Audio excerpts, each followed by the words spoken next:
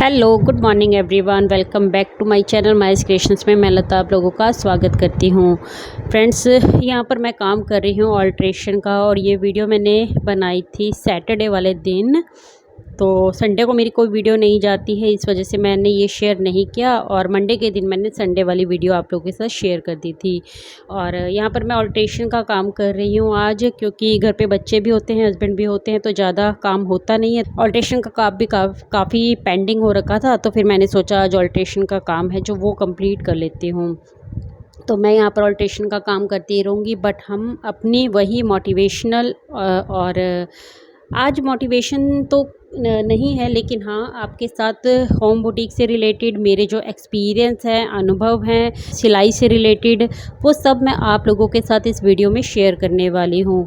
तो बहुत से लोग ना अभी भी परेशान होते हैं क्योंकि कस्टमर नहीं आते हैं। तो कस्टमर को किस तरीके से हम अपने पास लेके आ सकते हैं, घर बैठकर कम से कम, और कुछ नहीं तो हम अपना खर्चा निकाल सकें। सिलाई आती है पर काम नहीं आता ना, तो बहुत डिस्टर्बेंस हो जाती है, और मेंटली भी हम अपसेट रहने लगते हैं, क्योंकि हमें सिलाई का काम आता है, हम करना भी चाहते हैं, बट कस्टमर नहीं आएंगे तो फिर करेंगे कैसे? कब तक अपने ही सूट सिलते रहेंगे? आखिर जब अपने सूट कंप्लीट हो जाएंगे तो हमें होगा ना कि कुछ इनकम करें, क्योंकि अपने सूट सिलने से इनकम तो आने से रही। इनकम कब आएगी? इनकम तो तभी आएगी ना जब कोई कस्टमर हमारे पास आएगा।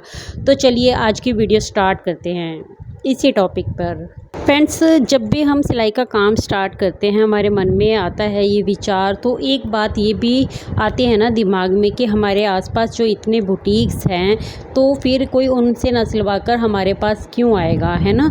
तो हमें अपने कस्टमर बढ़ाने के लिए सबसे पहली टिप तो यही अपनानी पड़ती है कि हमें अपना जो चार्जेस है वो उनसे कम करना पड़ता है।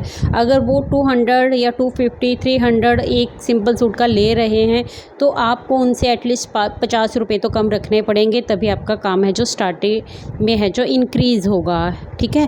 दूसरी टिप यही होती है कि अगर आपके पास बहुत सारे बुटीक हैं और आपके पास, देखिए अभी आपने काम स्टार्ट किया, आपके पास कोई भी कस्टमर नहीं है और आपको अच्छी खासी सिलाई आती है, आप अपने सूट्स हैं जो खुद ने आपने स्टिच करके रखे हुए हैं, आप उन बुटीक वालों से बात कर सकते हैं, उस बुटीक पर विज़िट कर सकते हैं। जितनी भी बुटीक्स आपके आसपास हो, आप वहाँ पर जा सकते हैं, उनसे बात करेंगे।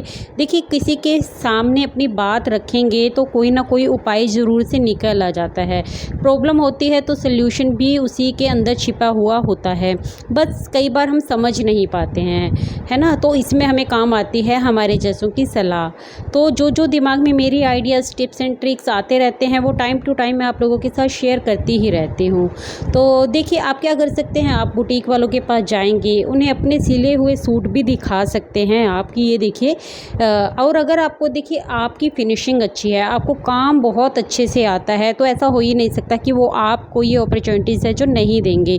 तो वो क्या करेंगे, एक सैंपल के तौर पर पहले आपसे सूट है जो सिलवा कर देख सकते हैं, और सूट नहीं होगा तो बुटीक पर काम क्या मिल जाता है, देखिए तुरपाई का काम तो ईज़िली मिल ही जाता है, क्योंकि उनके पास बहुत भीड़ होती है कपड़ों की, तो वो सिर्फ सूट स्टिच करते हैं और साइड में रख देते हैं, तो वो तुरपाई वगैरह का काम नहीं करते।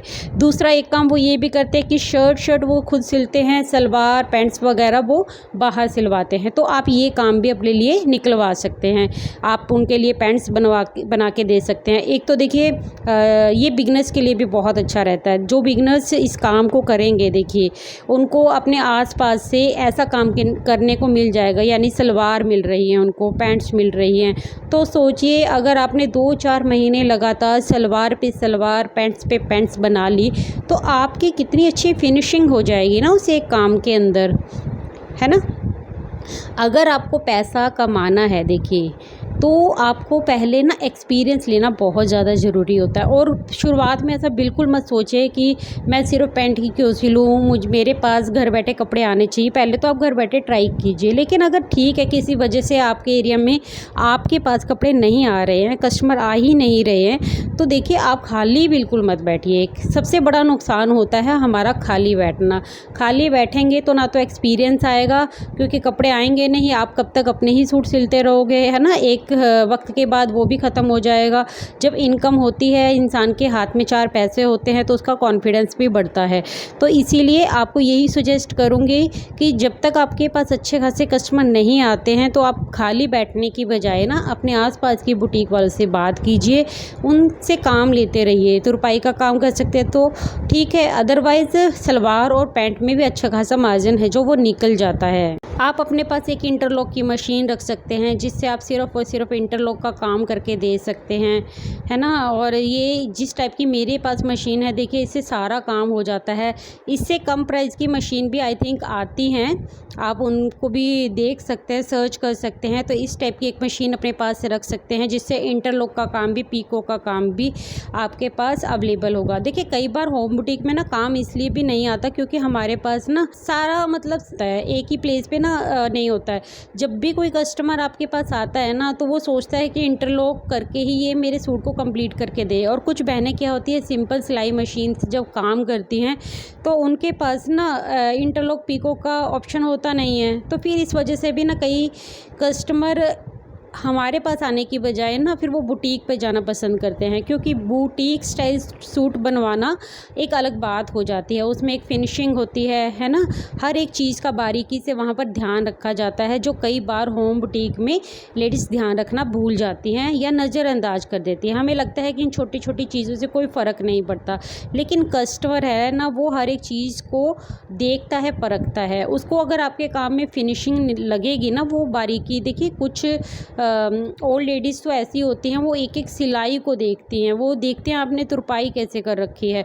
और जो इंसान घर से काम करता है ना, देखिए उसके ऊपर उनकी नज़र शायद कुछ ज़्यादा ही तेज़ हो जाती है, तो वो हर एक चीज़ को बारीकी से देखते हैं। और जब भी कोई आपके पास कस्टमर आ रहा है तो उसका शुरुआत में क्या, देखिए अपना काम तो हमेशा ही ईमानदारी के साथ करना चाहिए, लेकिन आप ख़ास बातों का ध्यान रखें शुरुआत में कि आपकी फिनिशिंग में कहीं भी कोई कमी नहीं होनी चाहिए।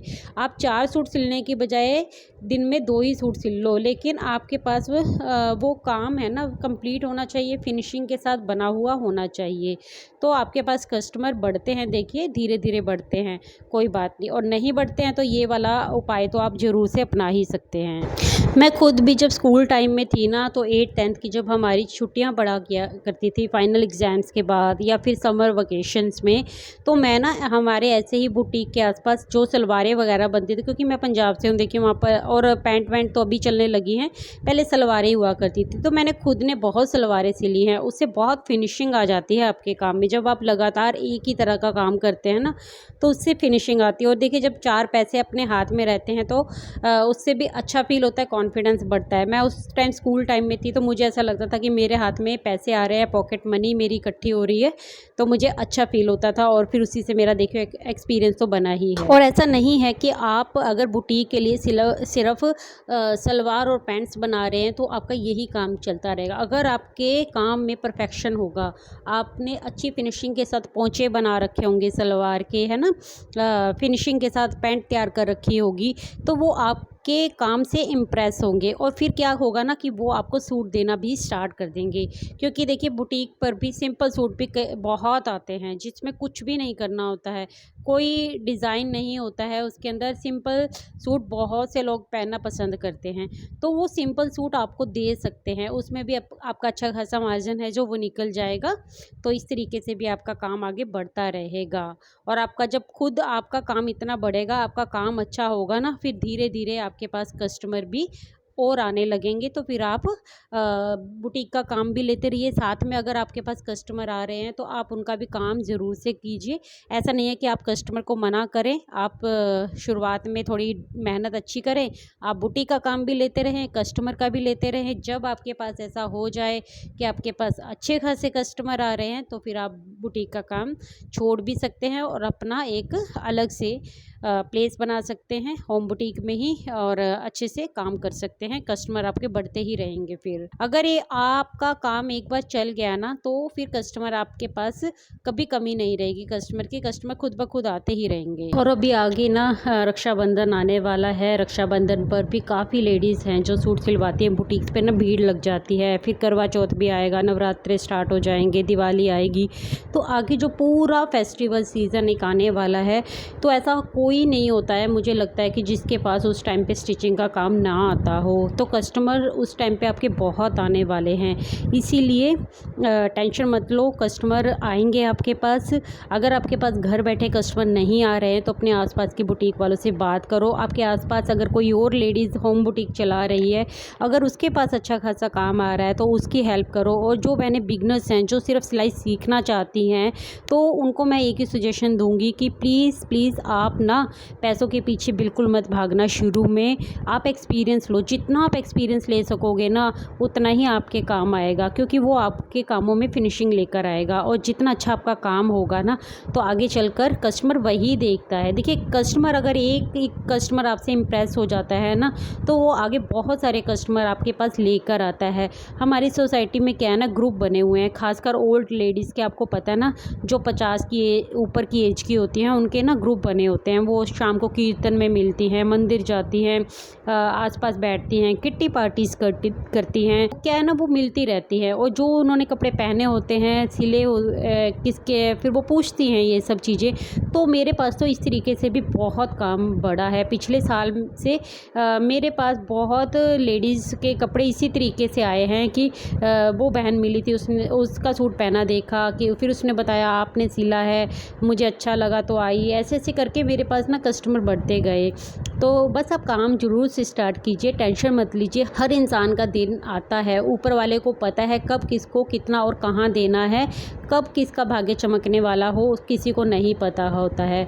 तो इसीलिए अपने परमात्मा पर विश्वास रखिए और अपनी मेहनत करते जाइए। आपको एक ना एक दिन उसका फल ज़रूर से मिलेगा ही मिलेगा। जैसा कर्म करेंगे वैसा हमारा भाग्य भी बनता ही जाएगा। इसलिए मेहनत करते जाओ, मेहनत कभी किसी की खाली नहीं जाती, व्यर्थ नहीं जाती है। तो आई होप फ्रेंड्स मेरी आज की वीडियो आप लोगों को अच्छी लगी होगी। कोई भी होम बुटीक से रिलेटेड टिप्स एंड ट्रिक्स पसंद आया हो तो प्लीज़ इस चैनल को जरूर से सब्सक्राइब कीजिएगा, बेल आइकन को प्रेस कर दीजिए ताकि मेरी हर वीडियो की नोटिफिकेशन आपको टाइम से मिलता रहे। और मैं डेली वीडियो डालती हूँ तो इसलिए चैनल को जरूर से सब्सक्राइब कीजिए और कनेक्टेड फील करेंगे आप मेरे साथ, डेली मेरी वीडियोज़ देखेंगे तो। और कमेंट करके बताइएगा मुझे आज की वीडियो कैसी लगी आपको। चलिए मिलते हैं कल एक न्यू वीडियो में, तब तक के लिए take care, bye bye, thanks for watching guys।